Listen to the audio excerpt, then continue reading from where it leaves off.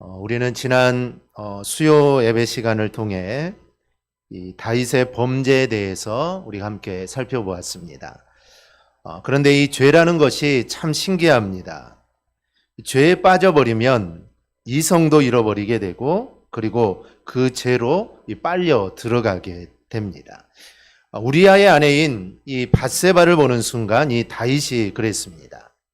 이로 인하여 다윗은 돌이킬 수 없는 죄를 범하게 됩니다. 즉 간음죄와 또 살인죄를 이렇게 저지르게 됩니다. 그런데 다윗은 자신이 죄를 저질렀다는 것을 모릅니다. 그래서 이것을 깨닫게 하기 위하여 하나님께서 나단 선지자를 다윗에게 보냅니다. 그리고 나단 선지자를 통하여 비유 하나를 이 다윗에게 이야기하게 하십니다. 어느 가난한 사람에게 새끼 암양 한 마리가 있는데 이 새끼 암양은 그에게 혈육 같은 존재입니다. 이 잠도 같이 자고 밥도 같이 먹고 심지어 그 사람이 쓰는 식기가 그대로 새끼 암양이 쓰는 그릇일 정도입니다. 아무리 반려동물이라고 해도 식기까지 함께 쓰지는 않습니다. 그런데 이 사람에게 이 새끼 암양은 그릇까지도 함께 쓸 정도로 아주 예지중지하는 가족이었습니다. 하루는 이웃의 부자에게 손님이 왔습니다. 부자는 손님을 대접해야 되는데 자신의 양을 잡는 게 이게 아까웠습니다. 그래서 이웃의 이 가난한 사람의 새끼 암양을 빼앗아서 손님에게 대접을 합니다. 이 가난한 사람의 마치 친딸 같은 새끼 암양을 빼앗아서 자기의 손님을 대접한 것이죠. 부자는 자신의 것은 아까운 줄 알면서도 남의 것은 아까워할 줄 모르는 사람이었습니다. 그는 그의 많은 양과 서로 만족하지를 못했죠.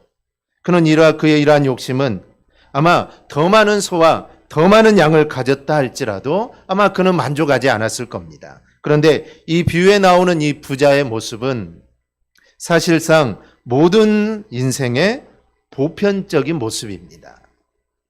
인생은 자신에게 속한 것이 많으면 많을수록 내가 많이 가지고 있으니 만족하는 것이 아니라 많으면 많을수록 그것에 비례해 더 큰 욕심이 생기게 되는 겁니다. 그래서 하나를 가지면 이 둘에 대한 욕심이 생기고 둘을 가지면 이 넷에 대한 욕심이 생기게 됩니다. 그런데 이 욕심은 채워질 수 없는 이 끝없는 욕심입니다.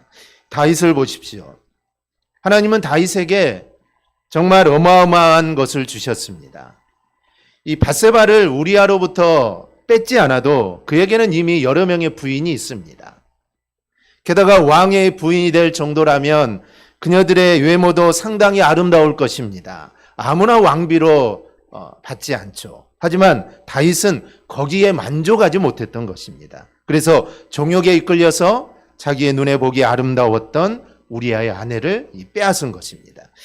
여러분, 하나님께서는 우리 인생들을 각자에게 필요한 것들을 충분하게 하나님은 우리에게 주셨습니다.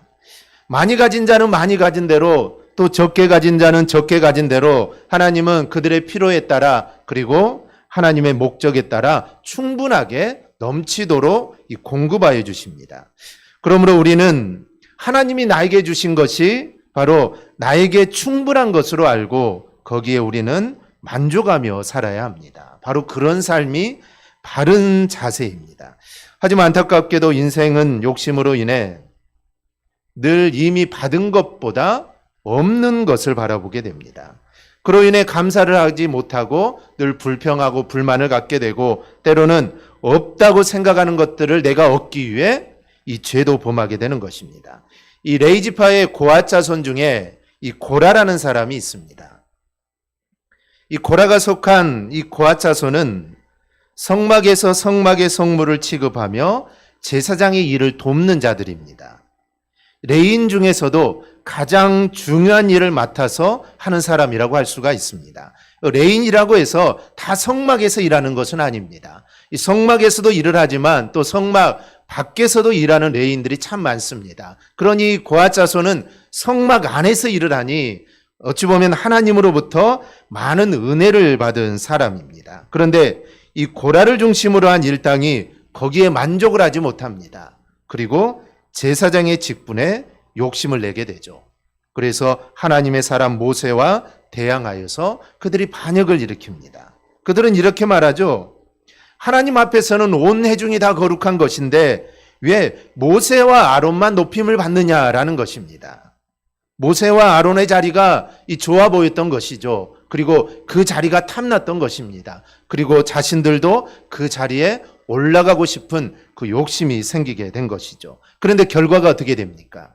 반역에 동참하였던 250명이 분향하던 불에 타 죽게 되고 이 일로 인해 이스라엘 백성 14,700명이 연병으로 죽게 되는 그런 진노를 초래하게 됩니다. 빌립의 전도를 받은 마술사 시몬이 있습니다. 그는 예수를 믿고 세례를 받게 되죠. 그런데 거기에 감사하지 못하고 사도들의 권능에 욕심을 내게 됩니다. 그리고 돈을 주고서 그것을 살려고 하죠. 하나님이 주신 권능을 돈으로 사고 파는 게 아닙니다. 그런데 이 마술사 시몬은 돈을 주고 그것을 살려고 했다가 이 베드로로부터 저주의 말을 듣게 됩니다. 이런 과도한 욕심은 죄를 낳게 되고 인생으로 하여금 이 파멸에 이르게 합니다. 그러므로 우리 성도들은 하나님께서 우리에게 주신 은혜가 족한 줄을 알고 우리는 자족하는 것을 우리는 배워야 합니다. 그리고 오히려 주신 은혜에 우리가 늘 감사하고 하나님이 나에게 주신 것들 바로 그걸 가지고 능력 주시는 자 안에서 모든 것을 할 수 있다라는 이 믿음을 가지고 우리는 생활해야 합니다. 바로 이러한 삶을 사는 자가 주님의 마음에 합한 자입니다. 그런데 다윗은 그런 삶을 살지 못했던 것입니다. 하나님이 주신 것에 그는 자족하지 못했습니다. 하나님으로부터 얼마나 많은 것을 받았겠습니까? 그런데 그거에 자족하지 못했습니다. 그래서 결국 그 마음이 죄를 짓게 했던 것입니다. 이러한 죄를 지었던 다윗에게 하나님은 나단을 통하여 비유를 말씀합니다. 그런데 이 비유를 통해 다윗은 자신도 모르고 있었던 사실들을 발견하게 됩니다. 자신들이 깨달아야 하는 것들인데 그는 미처 깨닫지 못한 것들을 그는 나단의 비유를 통해 그제서야 깨닫게 됩니다. 먼저는 다윗 자신이 바로 죽을 죄를 지은 장본인이라는 점을 그는 깨닫게 됩니다. 나단의 이야기를 들으면서 다윗은 화가 났습니다. 자신에게 많은 양이 있는데도 가난한 사람의 마치 친딸처럼 여기는 그 양을 잡아다가 손님을 대접했다니 다윗은 화가 날 수밖에 없었던 것입니다. 그래서 다윗이 이렇게 이야기합니다. 5절하고 6절입니다. 다윗이 그 사람으로 말미암아 노하여 나단에게 이르되 여호와의 살아계심을 두고 맹세하노니 이 일을 행한 그 사람은 마땅히 죽을 자라. 그가 불쌍히 여기지 아니하고 이런 일을 행하였으니 그 양 새끼를 4배나 갚아 주어야 하리라 한지라. 다윗의 이 의기는 당연한 것입니다. 다윗은 하나님이 세운 왕입니다. 그러니 다윗은 누구보다도 하나님의 뜻에 민감한 왕입니다. 나단을 통하여 들려지는 이야기는 다윗으로 하여금 거룩한 분노가 그의 마음속에서부터 일어나게 됩니다. 다윗은 단언합니다. 그 부자는 반드시 죽을 것이다. 그리고 율법대로 그는 4배를 갚아줘야 된다. 그는 아주 강력하게 이야기를 합니다. 이 선지자 나단이 그냥 아무렇게나 이야기할 리도 없고 분명히 배경이 있을 거라고 생각을 했던 것이죠. 따라서 다윗의 말은 자신이 왕으로 있는 한 이런 죄를 지은 자는 내가 절대로 가만히 놔두지 않겠다라는 것입니다.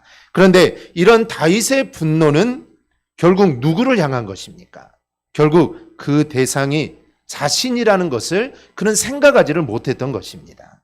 그때 나단은 단도직입적으로 이야기를 합니다. 당신이 그 사람이다라고 이야기를 하죠.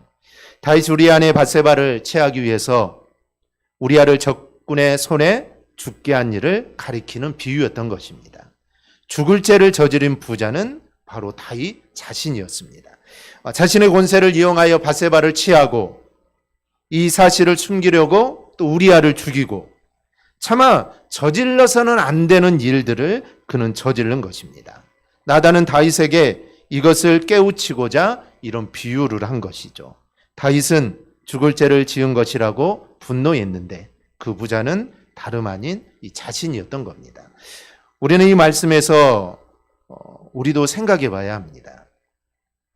우리는 내 자신이 지은 죄에 대해서 우리는 굉장히 너그럽다는 것입니다. 이 다윗을 보세요. 동일한 것을 자신이 저지른 것은 죄라고 생각도 안 하고 있습니다. 자신도 똑같은 일을 저질렀는데, 아니 어찌 보면 더 큰 죄를 저질렀죠. 그런데 자신은 자신이 지은 것은 죄라고 생각하지도 않습니다.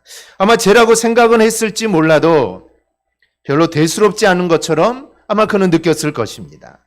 그런데 동일한 사건을 다룬 다른 사람으로 이야기하자 그는 어떤 반응을 보입니까? 그 사람은 반드시 죽어야 된다는 것입니다.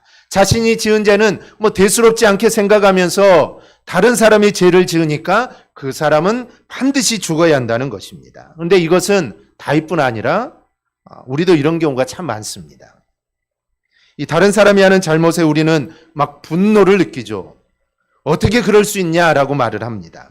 그런데 동일한 모습을 하고 있는 자신은 발견하지 못합니다. 오히려 자신이 하는 일에 대해서는 이런저런 이유로 감쌉니다. 어쩔 수 없었다는 것이죠.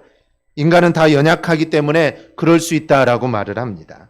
다른 사람을 향해서는 서슬퍼런 칼날이 자신을 향해서는 그렇게 무딜 수가 없습니다.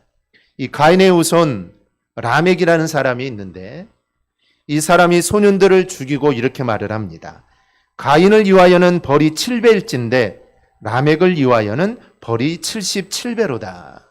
이 말은 아벨이 죽인 가인을 보호하기 위해 하나님의 말씀을 인용한 것입니다. 가인이 아벨을 죽여서 벌을 받았지만 가인을 해하려는 자는 7배의 벌을 내리겠다는 것입니다. 그런데 라멕은 이 말을 이용해서 자신을 해하는 자는 77배의 벌이 내릴 거다라고 말하는 것입니다. 자신이 사람을 죽였는데, 사람을 죽였으니 당연히 벌을 받아야 되는데, 그는 나를 죽여봐라, 나를 죽인 자는 77배의 벌을 받을 것이다, 이렇게 자랑하듯 말하고 있는 것입니다. 그의 교만한 모습을 우리가 엿볼 수 있습니다. 바로 이런 모습이 사람들의 모습입니다.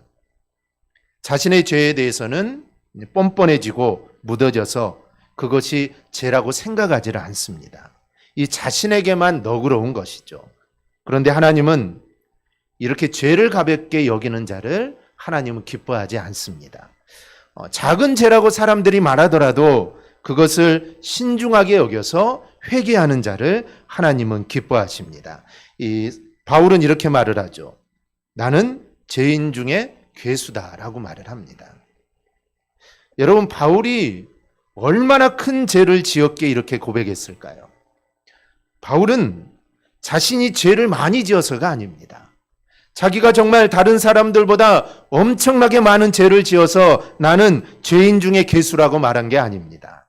그는 거룩하신 하나님 앞에 자신을 비추어 보니 죄인밖에 아무것도 아닌 것을 발견하게 되니 그렇게 고백한 것입니다. 즉 하나님 앞에 섰을 때 나는 죄인 중에 괴수다라는 것입니다. 그래서 그는 자신을 그렇게 고백했던 것입니다. 다윗도 자신이 죄를 저지르는 동안에는 이걸 몰랐습니다.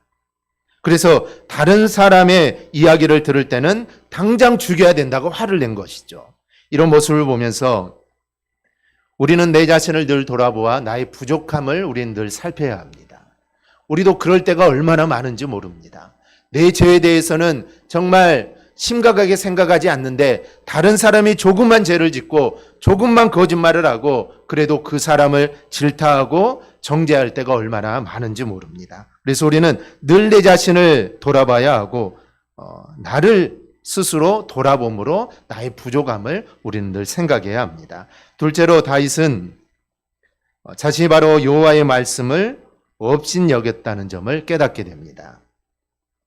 우리는 죄를 지을 때 죄를 짓는 것이 무엇인지 우리는 깊이 생각하지 못합니다.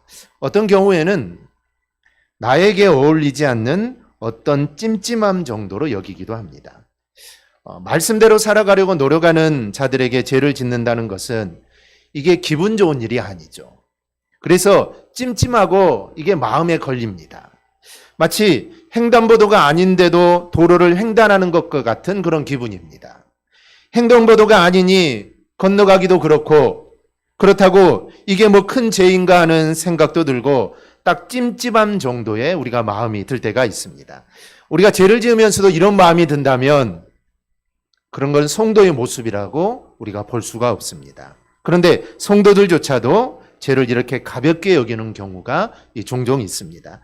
우리에게 이런저런 술수를 쓰고 이 최종적으로는 이 군대 장관이었던 요압을 통하여 우리아를 전사하도록 해라 이런 명령을 내릴 때 아마 다윗은 마음의 가책을 느꼈을 것입니다.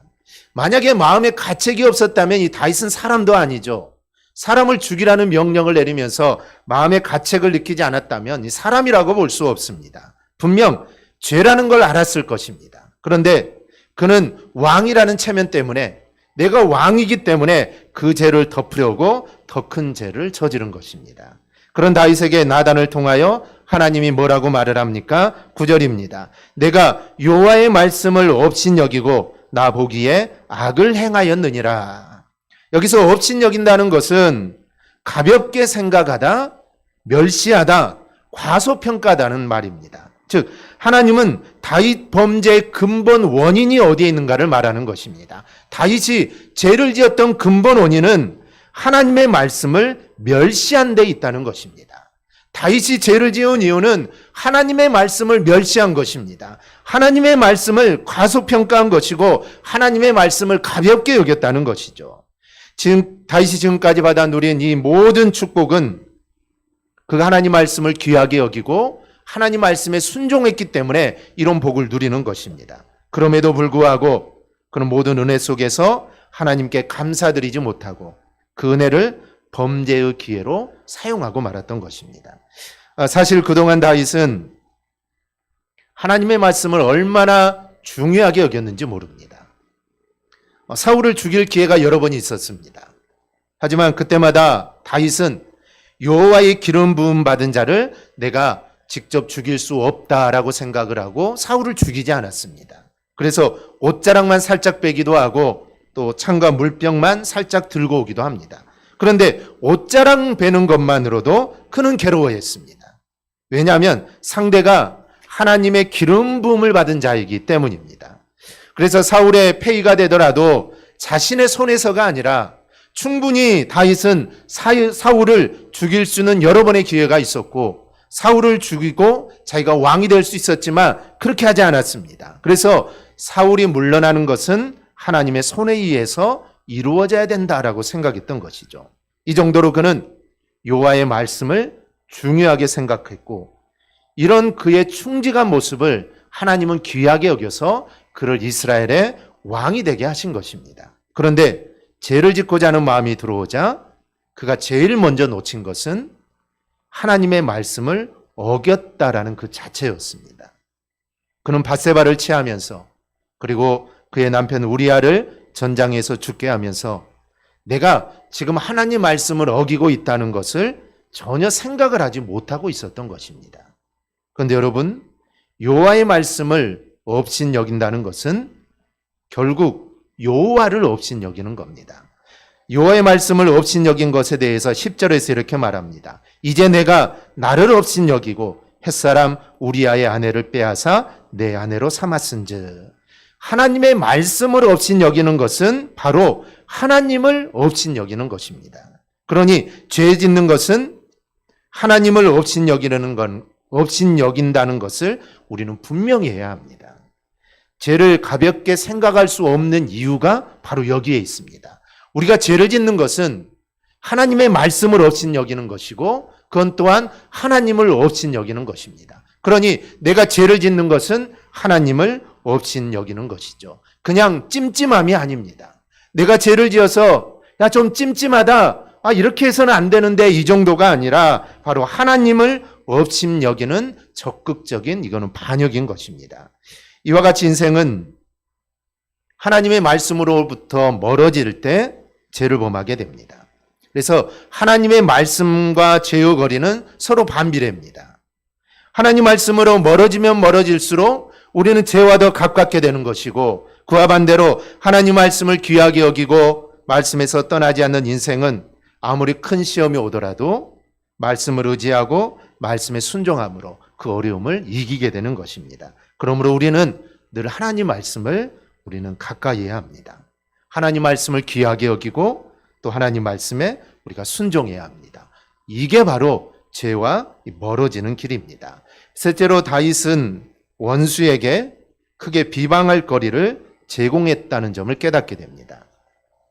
나단은 다윗과의 대화 말미에 이렇게 말합니다. 13절 14절입니다. 여호와께서도 당신의 죄를 사하셨나니 당신은 죽지 아니하려니와 이 일로 말미암아 여호와의 원수가 크게 비방할 거리를 얻게 하였으니. 다윗이 전혀 생각하지 못한 부분입니다. 용서를 생각하지 못한 것이 아니라 아마 자신이 죄를 짓고 있다는 것을 알았을 것입니다.